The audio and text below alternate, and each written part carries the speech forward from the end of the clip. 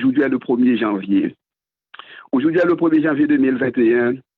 Et je vous rappelle encore une fois, chers amis internautes, membres de la grande famille céleste, que nous sommes en train de développer un thème très riche, un thème très riche en signification, la manifestation des attributs de Dieu. Nous n'avons pas assez de temps pour en quelque sorte parler de tous les attributs de Dieu. Non, nous n'avons pas assez de temps pour cela, parce que la semaine n'est pas suffisante pour parler de tous les attributs de l'amour de Dieu. Bien-aimés, frères et sœurs, chers amis, pour ceux qui ont été avec nous depuis le commencement, nous avions le privilège de célébrer ensemble au début, c'est-à-dire vendredi 25 décembre, la fidélité de Dieu. Nous continuons avec le Dieu merveilleux, nous continuons avec l'amour, la grâce, la justice, la patience, la spiritualité, la bonté. Et aujourd'hui, nous allons vous entretenir sur la sainteté de Dieu. Oui, c'est très, très, très important de savoir que le Dieu que nous sommes en train de servir est un Dieu saint. Il n'est pas comme n'importe homme. Quand nous avons affaire à Dieu, nous avons affaire avec quelqu'un qui est saint. Et puisque Dieu est saint, frères et sœurs, chers amis, je me rappelle la déclaration d'Ésaïe quand il devait travailler pour Dieu, quand il devait adorer Dieu. Mais lui, il voulait que le Seigneur enlève ses iniquités parce qu'il ne pouvait pas. Il ne voulait pas s'approcher de Dieu avec ses iniquités parce que Dieu est saint. Voilà pourquoi aujourd'hui vous allez voir avec moi, dans quelques minutes, que le Dieu que nous servons est un Dieu saint. Et quand nous prenons la décision de nous approcher de Dieu, nous devons faire un dépouillement. Nous devons nous dépouiller de tout ce qui n'est pas dans la volonté de Dieu pour rechercher sa présence, pour recharger notre batterie spirituelle afin que nous puissions accomplir la mission de l'Église, pour vivre en harmonie avec la parole de Dieu. Bien-aimés, nous nous inclinons. Seigneur, que ton nom soit loué, que ton nom soit exalté et glorifié. Qu'il plaise à toi de nous assister du commencement jusqu'à la fin de ce message. Bénis en ce 1er janvier ton peuple à travers la terre habitée et particulièrement la communauté de Béthanie dans toutes les dimensions, dans tous les aspects de sa vie. Seigneur, nous comptons sur toi. Ainsi nous te prions au nom de Jésus, lui qui vit et qui règne dès maintenant et à jamais. Amen. Bien-aimés, la sainteté est définie comme étant quelqu'un. Alors, si on considère la sainteté, je vais définir pour vous rapidement et à travers les dictionnaires, on a défini la sainteté comme étant la pureté, la souveraineté et parfois la bienveillance. Donc ici, nous voyons Dieu est la source de toute sagesse. Dieu est la source de toute sainteté. Et vous voyez, la sainteté, c'est qui est inspiré par de hauts sentiments moraux. C'est quelque chose, quand on parle de sainteté, c'est quelque chose qui est inspiré par de hauts sentiments moraux. Pas n'importe quel sentiment, mais des sentiments ayant rapport avec la moralité. Oui, la sainteté signifie sacré. La sainteté signifie vénérer. C'est le contraire de profane. C'est le contraire d'ordinaire. Le Dieu que nous servons, ce n'est pas un Dieu profane. Ce n'est pas un Dieu ordinaire. Quand nous sommes en présence de Dieu, nous devons savoir que nous sommes en présence de quelqu'un qui est saint. Et Isaïe, lui, se trouvait un jour dans une situation par rapport à sa vocation.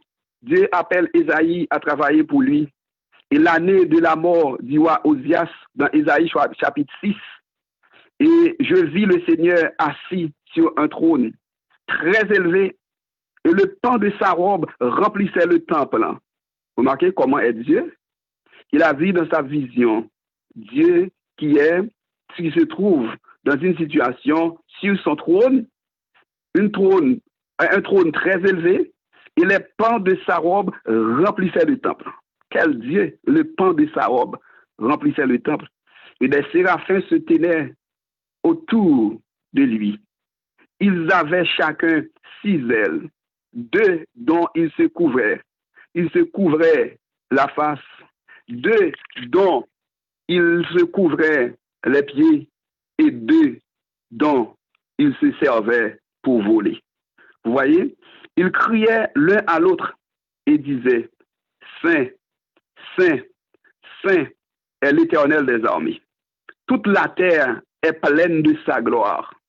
Les portes furent ébranlées dans leur fondement par la voix qui retentissait à la maison, et la maison se remplit de fumée. Au verset 5, Ésaïe chapitre 6, alors je dis, malheur à moi, je suis perdu, car je suis un homme dont les lèvres sont impures.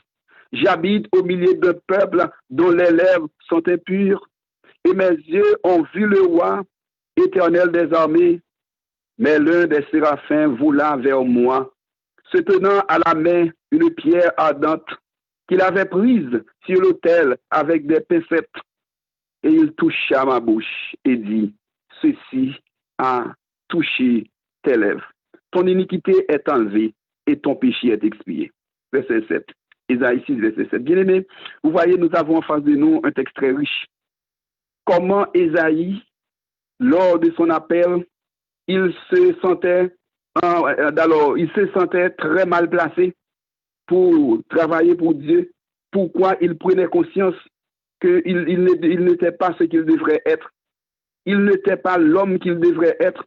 Des fois, nous sommes satisfaits, nous autres, de vivre n'importe comment, dans n'importe quel péché. Et après, nous ne voulons pas que personne parle avec nous, parle de ce péché avec nous, parce que nous sommes tellement arrogants, nous sommes tellement orgueilleux. Regardez la position d'Ésaïe, lui. Il a fait cette déclaration après avoir seulement vu Dieu. Parce que regardez, non seulement nous allons considérer Ésaïe lui-même, mais aussi considérer les séraphins qui avaient utilisé 6 ailes. 2 dont il se couvrait la face, 2, non seulement il se couvrait la face, avec les ailes, il se couvrait la face. Ce ne sont pas avec ces mêmes ailes qu'il se couvrait les pieds. Et avec les ailes, il se couvrait les pieds. Ce n'était pas avec ces mêmes ailes qu'ils avaient utilisées pour voler, par respect pour Dieu. Oh, ils criaient l'un à l'autre et disaient, Saint, Saint, 3 fois Saint est l'Éternel des armées. Toute la terre est pleine de sa gloire. Ils adoraient Dieu. Ils adoraient Dieu. Et les portes furent ébranlées dans leur fondement par la voix. Tellement ils louaient Dieu. Ils parlent de Dieu. Les portes ébranlées. Bien-aimés, en ce moment-là, au verset 5, alors, l'Ésaïe a pris conscience de son état. Soyons aujourd'hui des Ésaïes. Soyons des Ésaïes. Vous remarquez, et ce que Ésaïe a dit, il fait, soyons comme des hommes ou des femmes comme Ésaïe. Vous remarquez ce qu'il a dit au verset 5. Malheur à moi, je suis perdu. Malheur à moi, je suis perdu. Malheur, car je suis un homme dont les lèvres sont impures. Ésaïe a identifié son péché. Il a identifié sa faiblesse. C'est un grand homme. Et vous et moi, nous ne sommes pas en mesure d'identifier notre faiblesse. Nous ne sommes pas en mesure d'identifier nos iniquités. Aujourd'hui est le 1er janvier de l'année, mes frères. De grâce, mes frères, de grâce, identifions nos péchés, identifions nos faiblesses, identifions nos handicaps, nos tares, nos erreurs. Prenons du temps pour les identifier. Vous et moi, nous sommes au timon des affaires de l'Éternel. Mais quelquefois, même lorsque nous sommes au timon des affaires, nous sommes à la tête. Mais au fond, il y a quelque chose qui sont sous nos manteaux. Sous nos manteaux, il y a des choses qui nous empêchent d'être agréables à Dieu. Mesdames et messieurs, Dieu est saint. En ce 1er jour de l'année, c'est un jour que nous vous offrons pour faire un dépouillement, comme Ésaïe pour prendre conscience. Oh, l'ange a vu que Ésaïe était un homme honnête. Qu'est-ce qu'il a fait? Il a touché ses lèvres. Amen. Il a touché ses iniquités. Il a touché ses péchés. Il a enlevé ses fautes. Il a enlevé ses péchés et dit, Ésaïe, ton péché est expié. Amen. Pourquoi? Parce qu'il avait la volonté de ne pas servir Dieu n'importe comment. Est-ce que vous êtes satisfait de servir Dieu n'importe comment? Vous êtes dirigeant d'église n'importe comment. Vous êtes pasteur d'église n'importe comment. Vous êtes consacré, mais un ancien consacré n'importe comment. Vous êtes un diacre consacré, mais consacré n'importe comment.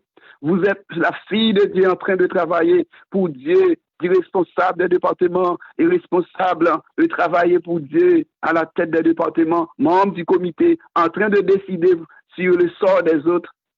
Mais vous êtes en train de servir Dieu n'importe comment. Oh, Isaïe a demandé à Dieu de faire quelque chose.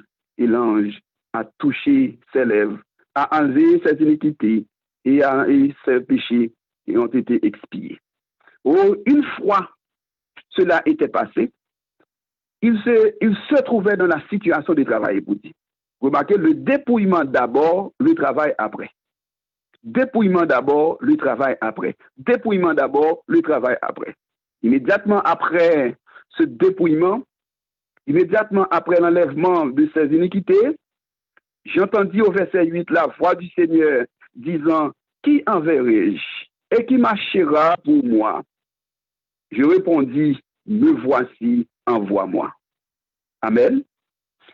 Et Isaïe a répondu, qu'est-ce qu'il a dit? « Me voici, envoie-moi. » Pourquoi? Parce qu'il se sentait très léger.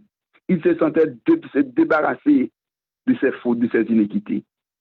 À ce moment-là, il se trouve dans la mesure, il se trouve dans la condition, en condition pour pouvoir représenter Dieu. Bien-aimé, Dieu est saint. Il faut que celui qui s'approche de Dieu croit que Dieu existe. Il faut que celui qui s'approche de Dieu sait qu'il s'approche de Dieu, qu'il sache qu'il s'approche de Dieu saint. Oh, en ce moment-là, au verset 9, alors au verset 8, j'entendis du Seigneur et la voix du Seigneur disant, « Qui enverrai-je et qui marchera pour moi ?» Je répondis, « Me voici, envoie-moi. » Et il dit, « Va et dis à ce peuple, vous entendrez et vous ne comprendrez point. Vous verrez et vous ne saisirez point.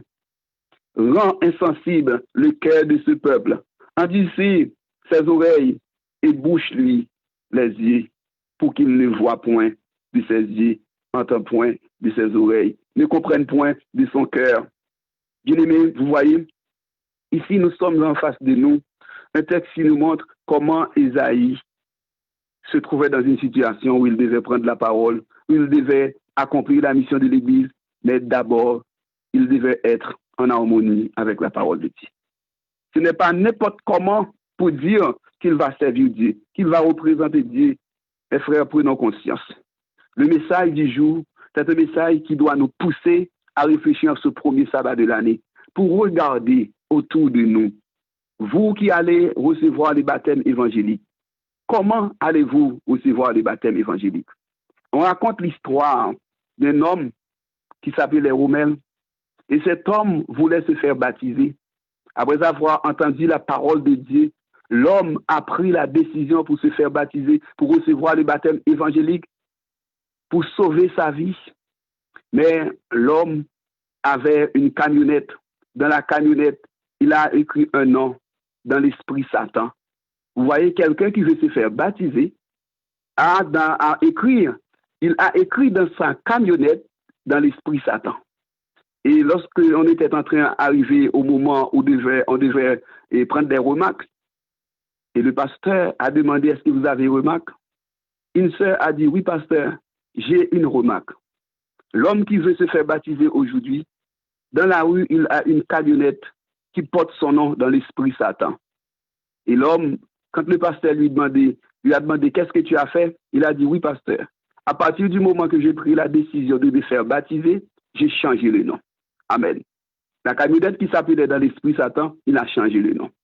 Mais la personne était tellement intelligente, la sœur a dit, mais pasteur, s'il a changé le nom, quel nom a-t-il? Quel était le nouveau nom? Et l'homme, le candidat au baptême, a dit, j'ai écrit dans la camionnette, dans le même esprit. Vous voyez? Donc, le premier nom, c'était dans l'esprit Satan. Comme il va se faire baptiser, il a écrit dans le même esprit. Je ne sais pas si vous comprenez de quel esprit dont il s'agit. De l'esprit Satan. C'est comme si, vous et moi, ce que Satan veut, il veut que nous soyons en mesure de servir Dieu, mais toujours dans le même esprit. C'est comme si nous sommes des chrétiens, mais dans le même esprit. Le chrétien n'importe comment.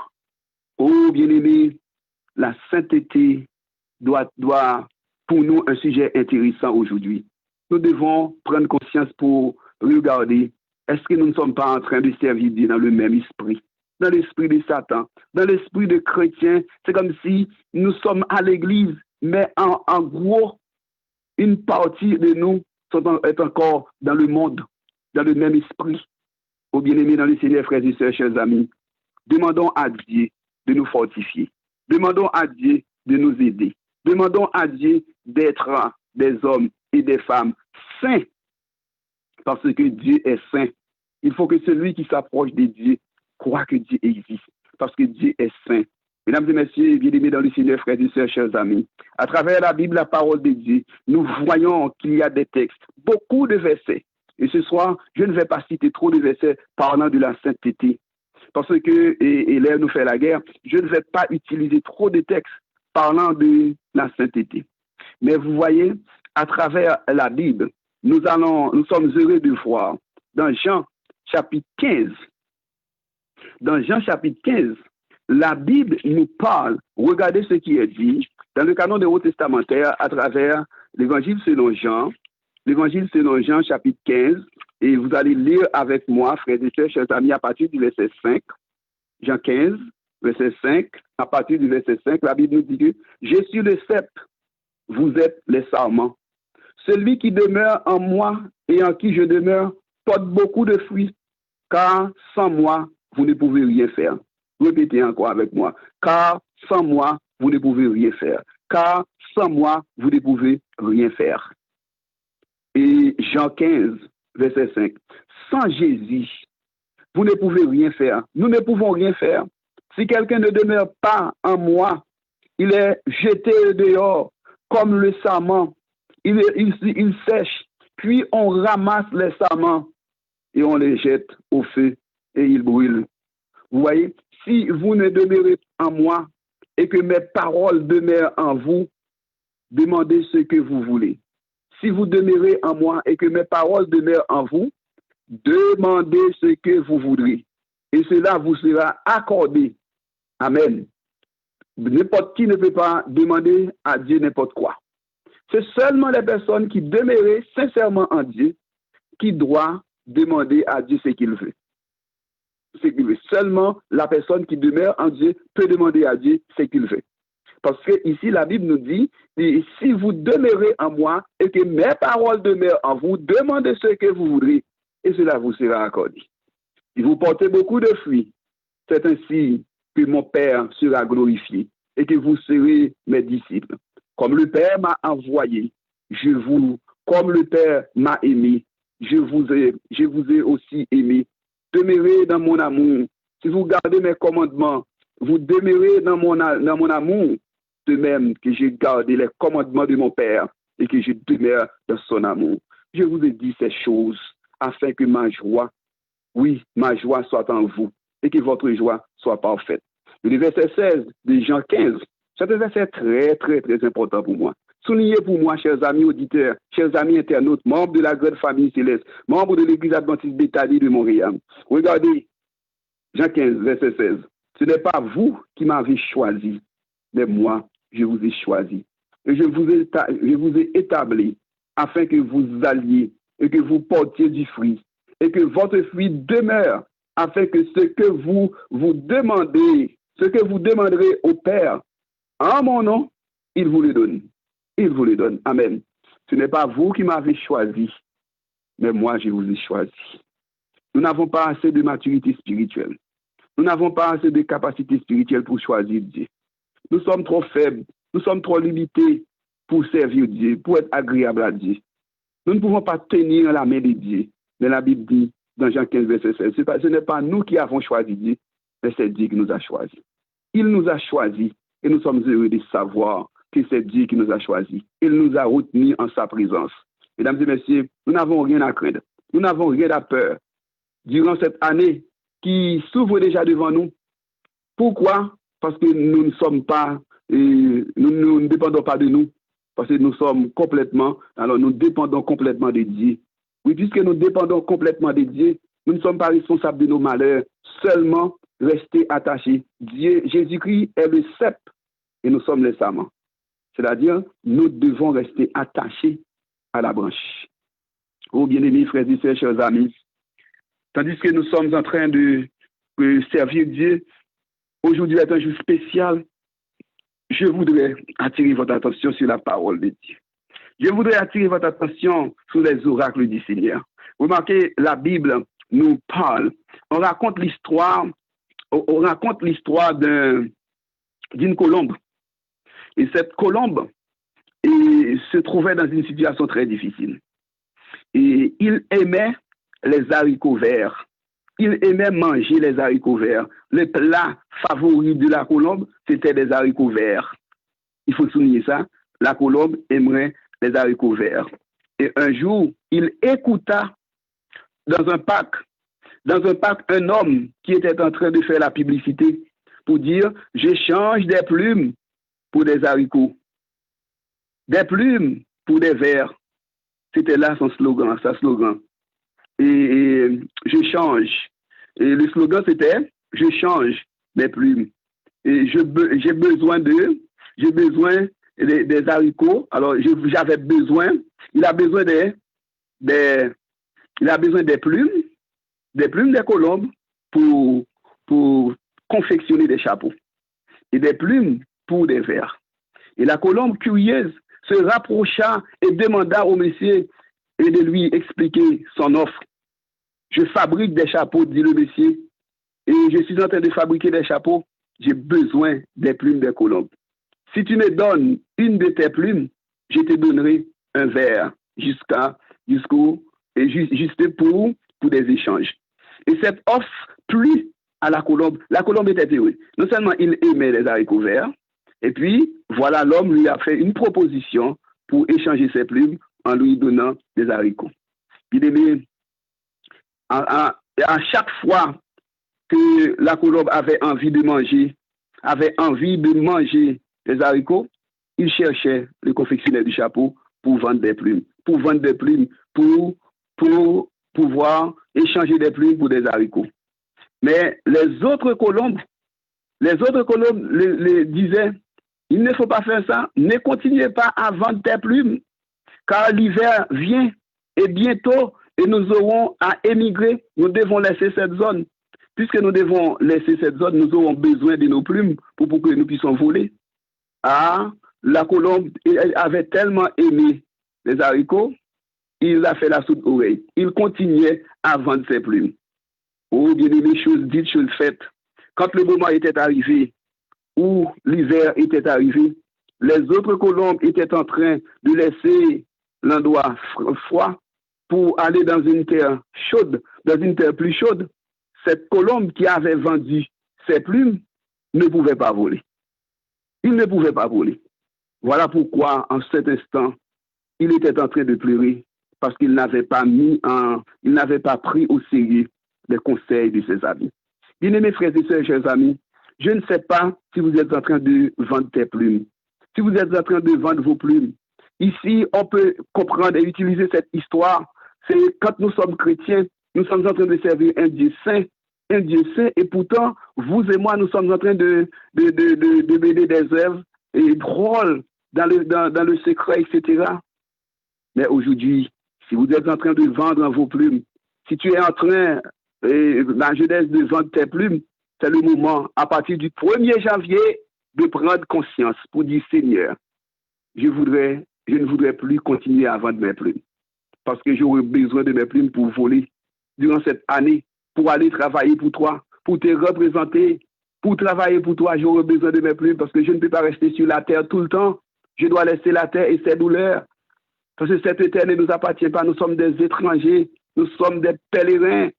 Et comment allons-nous laisser cette terre?